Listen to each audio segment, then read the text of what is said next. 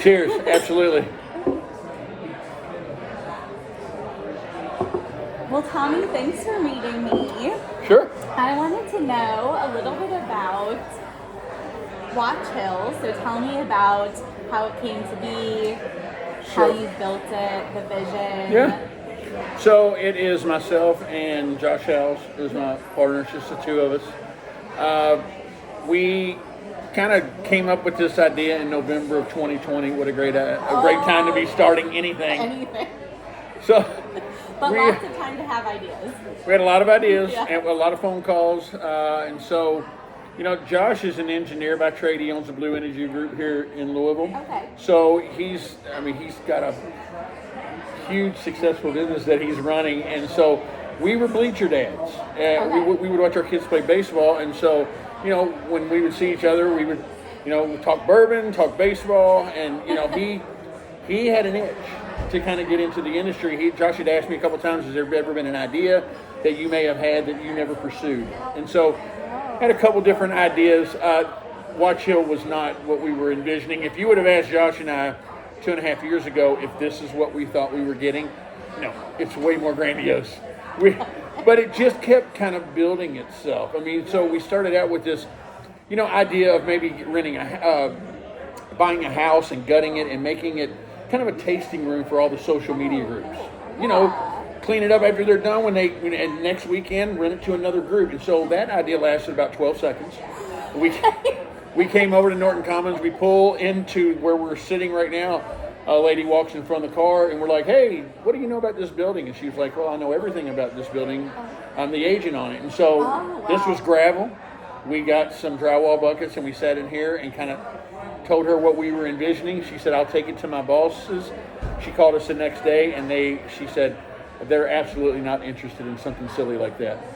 Really? And so, So we kind of took that. Josh wrote an unbelievable business plan. Well, I'll tell you what, the guy who develops the Osborne family developed this whole community. Right. So Josh submitted the business plan. They called us. And he said it is the finest business plan he had ever read. Wow. In 50 years of developing. Charles? Yes. Okay. Wow. And so he said, let's talk. And there you go. And here you are. And here we are. And like I say, we just, we ended up with Michael Crouch as our chef. Yes, we ended up with, we had a great mixologist that came with me. I worked with her at Heaven Hill. She really got us going. She's so creative and her mind just thinks differently about cocktails. Carla Green, she's not with us anymore. She moved on. We knew that she was going to eventually go and do whatever she wanted to do, but she left us in really good hands. And I appreciate what Carla did for us, and I certainly appreciate Chef. And so, like I say, it just kind of kept getting more grandiose. And you see it. I love it. So we had to make it warm, and it had to have that. It had to have the leather couches, and it had to be that rustic. It had to have the bourbon, look with Sinatra in the background, and That's exactly it. You totally nailed it. Well, and it's so funny because Josh and I basically, designed it. We had a designer who kind of guided us, but Josh and I really don't have any taste, which is funny. It's like I don't really know how we ended up with something so beautiful. It's like. Did we do that? I don't know. It's just funny. But whenever you remodel, I want to buy one of the tables from you for my new knitting space. Oh, yeah. Because we're moving into a bigger store. Oh, cool. So Cool. I definitely want to snag a table. Yeah. Well, and I must give set the stage just right down the street. Krista Hanna, she guided us on our design and that type of thing. Some of the ideas in here were absolutely her own. We would bring in bright yellow chairs, and she would just be mortified. She's like, "You are not putting them." I'm like, "Oh yeah, we are. Yeah, we are." And so it just drove her nuts. We drove her nuts. Her and Josh especially. I kind of laid back and watched it. I was going to say, oh yeah, but I mean, Josh is like, "We want this. We want." Well, you can see. Right here in front of us is the yellow chairs. The bright canary yellow chairs. Whatever it says about me or doesn't say, I do like those chairs. Yeah, exactly, and we do too. You go from there with what that says or doesn't say about me. So there you go. That's kind of the 2-minute version of how we got started, but it's been fun. And it's inspired my business a lot. So behind the Knit+Sip, which is my podcast, Yeah. and I've trademarked Knit+Sip, so I now own that. And it developed literally sitting here with my husband one night, because when I did, so if you had asked me 2 years ago if this is what I was going to be doing, I never would have said that either. Yeah. And so it was really between doing something like this or going back to consulting, because my background is in corporate consulting. Oh, okay. But that doesn't give the flexibility that we need with our 2 small children. Yeah. And so, for example, last week when both my kids were home sick, it was really a blessing to be able to have my own business and write my own schedule without having deadlines and things anyway. So, point being though is when I thought about what I wanted to do, and I thought about, how do I bring knitting to Louisville in a completely different way, and just like flip the script on what so many people think of as traditional knitting. Yeah.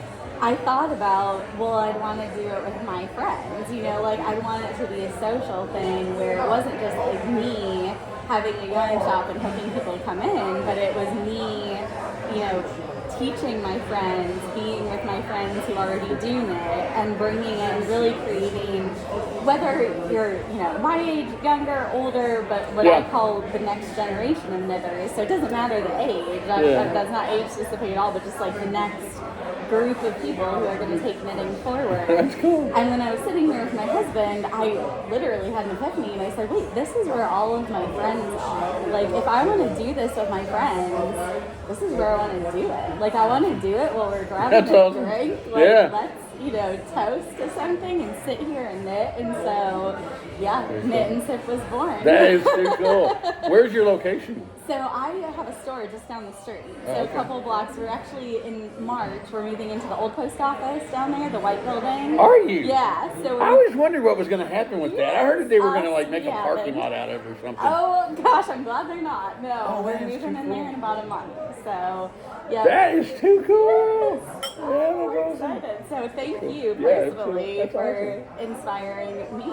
This is such a great place, and that is just too cool. A friendly place. That is too cool. A place we love to be. But Jim and I, my husband, are founding members. Yeah, that's awesome. We love it. We're here all the time. So that's cool. I'm glad you shared that story. I didn't know about that. That's too cool. Yeah. And we're going to be here next weekend, so we're excited about the event. Yeah. So well, that is very cool. A little bit about what is special about Kentucky Proud Bourbon. Tell me about some of the history there. And, I know you're, an American whiskey bar. So tell me a little bit about, Kentucky Proud. And so we are the largest American whiskey bar in the world, which is just, every time I say that, it just cracks me up. But if you'll notice the way that I say American whiskey. There are certainly bars, Multnomah Whiskey Library for one, Jack Rose in D.C., that have more whiskey than we do, but they incorporate Scotch and Irish whiskey, Canadian whiskey. Yes. What you see in our building is strictly American whiskey. Yes. So we... tell me about that, what drove that? And well, what we wanted to do, and Josh was very, very adamant about this, there's a whole lot of small distilleries in barns and garages that are making good whiskey. Really and so good, we wanted to give them an avenue. I did a speech a year and a half or so ago at the ADI, and my speech was, I told them, it's actually been longer than that. It was right before we opened up here. Is that American Distilling? Yeah, Institute. And so I had told them, I gave a little speech about Whiskey Row and the history of it and that, but I had mentioned that we were going to do an American Whiskey Club. So there was nobody interested in what I had to say on the Whiskey Row. They all wanted to know, what do you mean? Because I had told them, we're developing this for the small guy to get you on the wall, to get your product out there. It blew them away. They were like, hold on, we got to talk about this. So, that guy in, Wyoming who's making it, doing a barrel a week, we want his product on the wall, and they just couldn't believe it. They couldn't believe that we were reaching out to them saying, we want your product. And they were like, well, we don't have a distributor there. We're not licensed there. It's like, we'll worry about that, because the Kentucky Vintage Spirit Law has been so good. And what that basically is in a nutshell is, if you find that bottle in your uncle's garage or the basement, you can now bring it to a licensed establishment and they can buy it from you. That changed a couple years ago. It's been a game changer, because all those bottles that were not in circulation grandpa's attic, wherever, if you found them, and it really has worked. People call us all the time, and so we can. Very good record keeping. You have to keep a lot of great notes on when you bought it, and you have to send it to the state of Kentucky. But that's been a game changer for us to be able to bring in whiskey from Wisconsin or Michigan or wherever it may be, and it just blew them away. And so that was a big thing, and we were surprised that this didn't exist. That we're in the state of Kentucky. We're in Louisville, Kentucky, basically, and so the fact that something dedicated to our crop, our bumper crop, I mean, I know it's probably not, but I mean, whiskey is such a big industry. Kentucky bourbon is such a big industry here. And a rich history. I mean, the history of it. And so for the fact that something like this that was solely dedicated to the little guy and whiskey and that type of thing. So, and we went out and got on the jet and flew to see if it existed. And it didn't. So we went to Multnomah Whiskey Library. It's the closest thing that we saw. Multnomah Whiskey Library is a lot smaller than we are. Where's that? It's in Portland, Oregon. Great. But we've become friends with Ed Hudson, who owns that, and we blatantly stole a lot of his ideas as far as decor. And he's been here a couple times. He's like, "Yeah, you really did steal some of my stuff." I'm like, "Oh yeah, man, I told you." We stole it. I don't think you're stealing a lot of the customers, but Yeah, and so what's cool about membership here is it's a co-op with theirs. So now you are a member of of Multnomah Whiskey Library. No kidding. Yeah. Oh my gosh. So, I should have known that. It is hard to get in. Oh my and God. so you are a member there. We have a reciprocity with them. Wow. Yeah, that's cool. Oh my gosh. I know. So kind of interesting, a synergy then between my store is I was very similar in that. So you probably, I'm sure, don't know this, but knitting, fiber arts has a massive Instagram presence. So people will lovingly call it Knit-Stagram. Okay. And cool. So when I got started, one of the things I wanted to do is that some of the indie dyers, the independent dyers, like yarn dyers, so the people who actually dye the yarn, who are, here again, like making it at a home studio and stuff, but the people that I follow on Instagram and I was inspired by their stories and their colors that they made, I brought them in. And so a lot of people have said, "Oh, you're the first person in the U.S. to carry me," or "You're the, one of a handful of stores to carry me," and they're so grateful. And so that's a cool synergy. I love that. So you'll actually have a retail. I do have a retail, and we're just moving to a bigger space.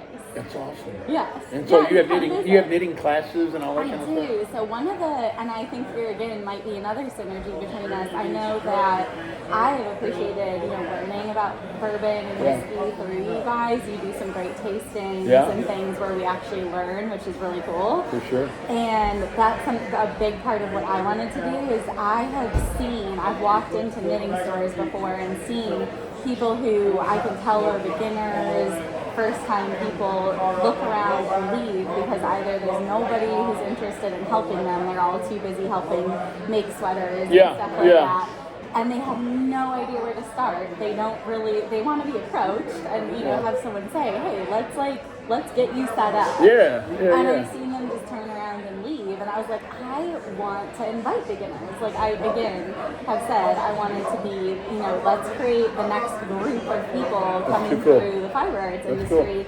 So twice a month I host what I call Knit+Sips. Again, I trademarked it. And so we go to different places. My store is too small to meet there, but that's actually okay because I like promoting other businesses. And so twice a month we go to different venues and we have a beginner group that meets. And so I've been doing that for about a year and a half, and I've taught so many people how to knit, and it's just How long have you been doing it? About 9 years. You just picked it up? No, so over Christmas one year, 9 years ago, my sister-in-law and I were bored, and this was before we had kids, so you can't.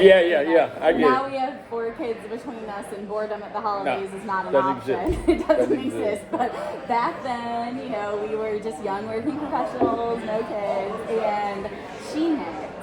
And I had seen her do it, and I was like, hey, I might want to do that. And there was a store that was a great store, unfortunately it doesn't exist anymore, that was down the road from where my grandparents were. We were at my grandparents' house, holed up for a week at the holidays, and I was like, hey, teach me to knit. So I started knitting, and then when ended up leaving the workforce to stay home with our daughter, which wasn't exactly a planned thing. It was something that I clung to give myself, something I was doing just for me. Yeah. Because when you start staying home with a 1-year-old, it's amazing. I mean, I wouldn't trade it for the world, but it's a really big departure. Oh my goodness! I mean, I used to work with 3M and International Paper and McDonald's and giant, large, international, global clients. And then all of a sudden, overnight, I was at home with a nonverbal 1-year-old. And so you have to start picking. And then our son that was our daughter. Our son was born the day before the pandemic, the day before lockdown in March. So he was born March 15th of 2020. And so I have a 2.5-year-old, a newborn, and a husband working 16 hours a day on PPP loans. And so again, it became something I did to, bring some mindfulness to myself, and something I did. I love still seeing the progress. It's like you sit down and you do 10 rows and you're like, wow, that's something I created. Yeah, that's cool. I'm never going to die young. I mean, I incredibly respect the people who do die young. I'm not quite that creative, but I love making. I do design patterns now, so that's part of what I do is I design knitting patterns now, and particularly for beginners.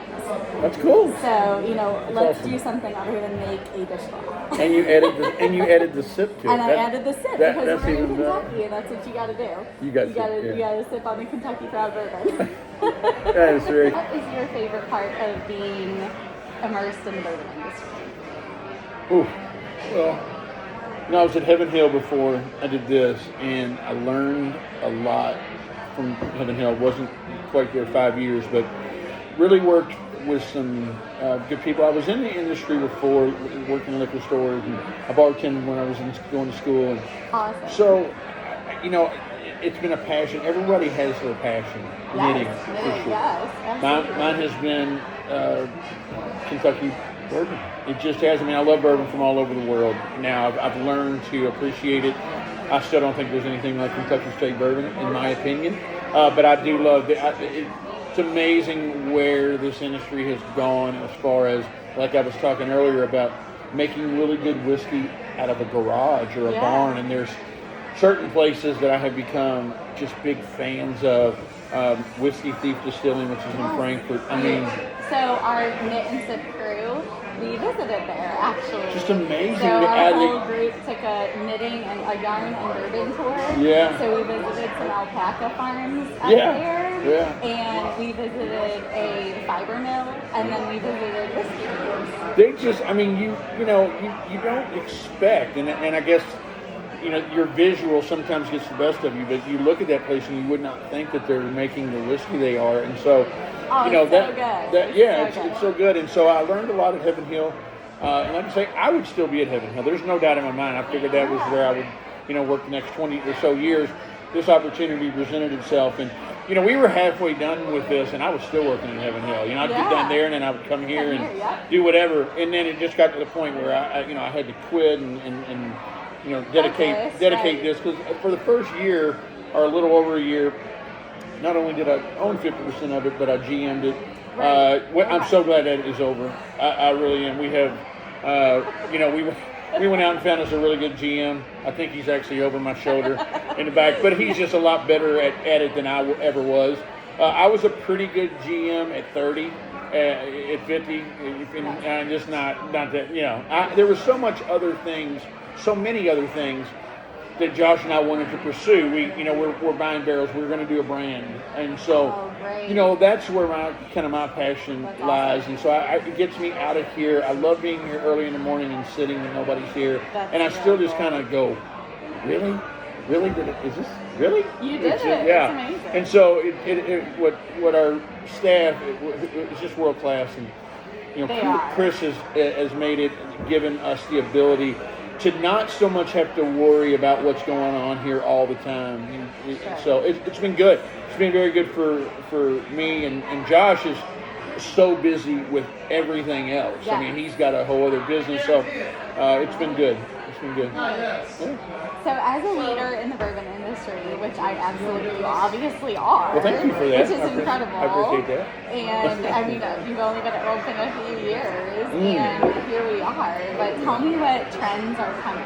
So what do you see coming for the bourbon industry? So I do think that there are some trends coming. I think, so the market went from, basically 12 or 14 big companies making 90 or so percent, 95% of all the whiskey that was out there. Whether they were, selling some of their stuff to other smaller companies or whatever. Interesting. Yeah, and then, it got to the point where I think a lot of people thought that they could make whiskey, and some of them just weren't that good at it, to be perfectly honest. And so, which is, it's not a cut on them. It's just, when you're trying to replicate people who've been making whiskey for over 100 years. Right. And so everybody, and they saw this kind of boom going on, and they're like, I got to get in there. I got to get and do it. And then they realized that, for one, it's a lot of money to if you open up a distillery, I mean, you're talking, it's huge money. But even if you're sourcing and buying product from other people, it's difficult. And a lot of people now are really starting businesses to be bought. Yeah. That's what they want. And for some, it works. For others, not so much. My point in my babbling right there was, I think you're going to see a consolidation of a lot of these smalls. They're either going to just be like, it wasn't what I thought, or someone is going to come in and buy them up. So I do think that there'll be a little bit of a consolidation. I think the bigger ones will eat the smaller ones. I do think that. I think it's coming. I think you're starting to see a little bit. I don't want anybody to panic when I say this. I think you're starting to see a little bit of a downtick on pricing and that type of thing, which is really just a stabilizer and getting it back to where it probably should have been. I think there were a lot of, $80, $90 whiskeys that really should have been $40, $50. So I think you're starting to see that a little bit. So I do think that a trend that way is coming. I think we're starting to see it right now. So, yeah. I hope that doesn't happen with yarn. I love all the indie dyers out there, and I think it's so great when they Well, yeah, I don't. Very different kind of business. Yeah, I don't know anything about the yarn, but the whiskey business. Listen, I do think that the tide, they say rises all ships, and I think, we've seen such growth. Yes. I mean, with smaller companies, like I said earlier, that are making really good whiskey. I think some of them will maintain. It'll be survival of the fittest. I think some of them will, and I think some of them will fall by the wayside or whatever. They may, partner up with someone, but I do see that as something that's coming. It's true. Yeah. I like that. Yeah. I can understand and see Yeah. that. But as far as Watch Hill, we just keep, if you're making it, we want it. Yeah. If you have a bottle of whiskey, we want it on our bar. Yeah. So that it's cool. The indie producers love to hear that when somebody wants their product. Oh, absolutely. It's cool. Yeah, to give someone a shot. Absolutely. Is a great feeling for both sides. There's some really, really good whiskey being made at some really interesting places. There's also some really bad whiskey. Yeah. Let's be honest. It's so I'm fun. glad you're doing the background so that we don't taste so- the bad stuff. Yeah. I'm not. It's so funny when I was at Heaven Hill, we're talking to a group or whatever. I had to be politically correct, and now I don't really have a boss, so I don't really have to be politically correct. If something sucks, I just kind of say, I don't say that very often, but every now and then, Josh and I do a podcast where we review really good whiskeys, though. Cool. Okay. But so there are some whiskeys that I'm looking forward to reviewing that I think are not going to be very good, so I'm going to get to go. So, yeah, it'll be fun. That's really cool. I keep giving all these high scores to all these great whiskeys. I'm ready to give a failing grade or something. I don't know. I haven't done it yet. So, cool. Well, at the end of the day, it is still alcohol. That's right. And, they say there's no bad whiskey. Some are just better than others. So, that's no whiskey industry thing. No, so. I think I have in my life occasionally had a not great whiskey. Yeah, they do exist. Like I say, oh well. But like I said, I'm a high proof gal, so. We are drinking tell me what we're drinking. Mighty Fine Batch from Booker's. All right. About 128, 132, something like that. Perfect. That's awesome. right where I'm at. I Yeah, love this it. has been fun. Thank you. Absolutely. Cheers, Tommy. Absolutely. And thank you all for tuning in. Yeah, Cheers absolutely. to you all. Cheers.